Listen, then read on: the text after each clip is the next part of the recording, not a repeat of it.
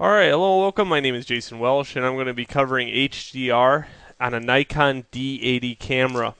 Okay, so there's a lot of HDR films out there, video tutorials by everybody that blogs in the world. So, what's mine is going to be a little different because actually I'm covering it at camera level and software level using Photoshop CS3 with the Nikon D80 camera.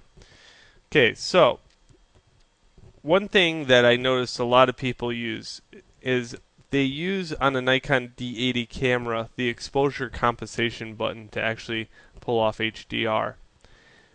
I don't like using that method. I'd rather use like a lower or higher shutter speed with a medium aperture setting. So now I'll show you what all that means because when I'm showing it to you, I'm showing you in RAW format and using manual settings on the camera. Nothing automatic whatsoever. Okay, so what I did, I set up some pictures. I took a picture of a camera. Isn't that ironic? Okay, so first off, on your camera, hit the menu button and get to the image quality setting and set it on RAW format. Okay, RAW format is it has all kinds of information that a JPEG will never own.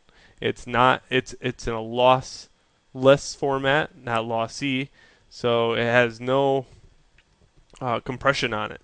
So once you set that to RAW, you can set your camera right here to manual. All right. So now that you have manual, this is that exposure compensation button I was talking about. Don't use this. Here, let's just practice this. Just hit this button right here very lightly in M. And it has to be like real light. And then what you're going to do is wheel this little button right here, or this little scroll, right or left. Just try it out for a second. And you see that there is a number right here that is changing on you. Okay? This number is your shutter speed. Okay? By changing your shutter speed, let's go clockwise all the way to bulb. If you take a picture with bulb, what'll happen is you can take a picture, move your camera, and just it won't click right away. The shutter is actually wide open. This is the slowest shutter speed. Okay, so what'll happen is you can make like cool ghost images with this because you can take a picture of something and then you'll run over and like take a picture or hold it in front of your wife and it'll look like your wife is in like this ghostly kind of motion blur of some sort. So what you're going to have to do is wheel this around and keep taking pictures of your room because it's different for everybody because I don't know how much light is in your room. I would suggest wheeling it over to about 2 on there, 2 with the 2 quotes, and take a picture and see how overexposed that is. It's probably going to be really overexposed and really bright. You must have a tripod for this. If you do not, you will not pull it off. Okay, so what will happen is you'll get a room, and I'm just going to load up one of these that I was taking pictures of.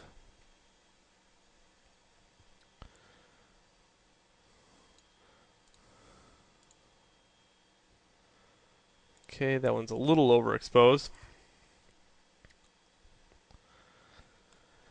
So here is fully exposed.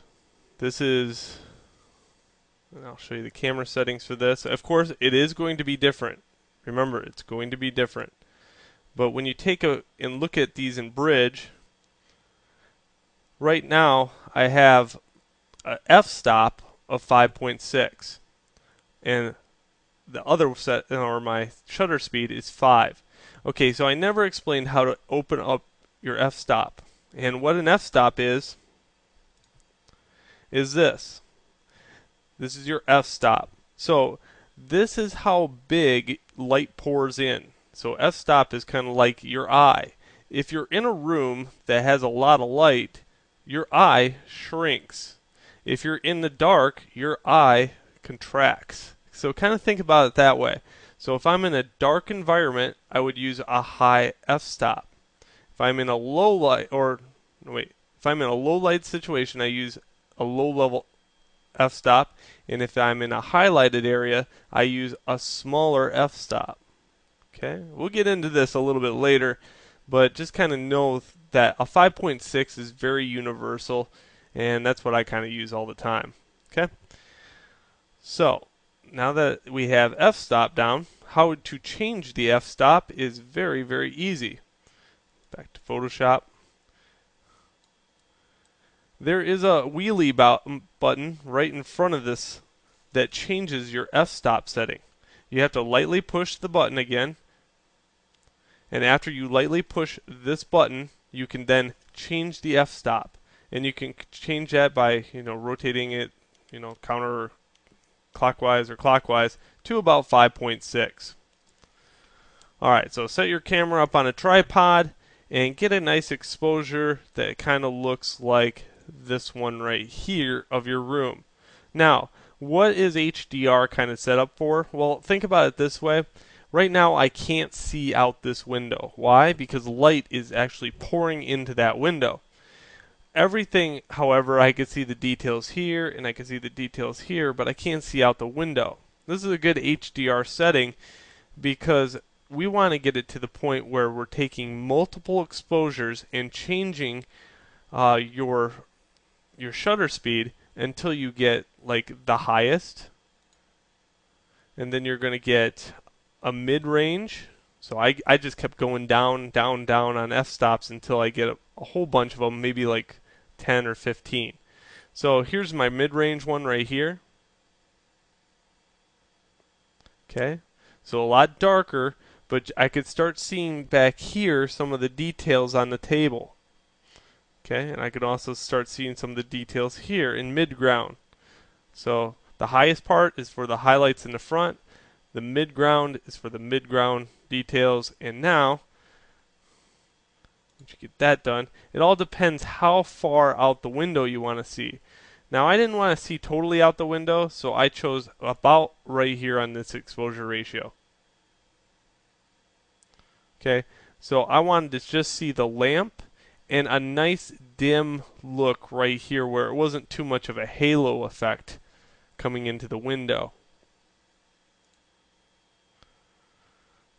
Okay, if I wanted to see fully out the window, well, I would choose something like this.